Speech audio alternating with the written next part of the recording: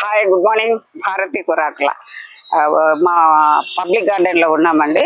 ఇతను యోగా మాస్టర్ భాస్కర్ అని రోజు చెప్తుంటాడు. ఈ అబ్బాయి గత 20 ఏళ్ళ నుంచి కూడా ఇక్కడే నా లెవెల్లో నేను చేసుకుంటా, తన లెవెల్లో అందరికీ కొంచెం ఇంట్రెస్ట్ ఆరోగ్య సమాజానికి కోసం ఈ అబ్బాయి కూడా బాగా కృషి చేస్తుంటాడు.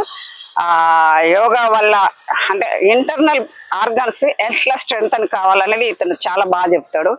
ముఖ్యంగా స్త్రీలు వాళ్ళకు అంటే రకరకాల స్టేజెస్ అంటే మెన్స్ట్రువల్, తర్వాత చూలింత, బాలింత, ఇట్లా రకరకాల వాటి అన్నిటిని అవాయిడ్ చేయాలంటే ఖచ్చితంగా శారీరక వ్యాయామం ఉండాలి.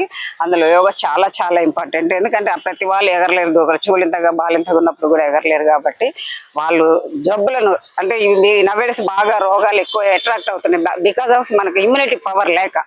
ఆ ఇమ్యూనిటీ పవర్ తెచ్చుకోవాలంటే ఖచ్చితంగా శారీరక వ్యాయామం చేయాలి. దాని ద్వారా రోగాలను అవాయిడ్ చేయగలుగుతాను, ఇమ్యూనిటీ పెరగటం వల్ల.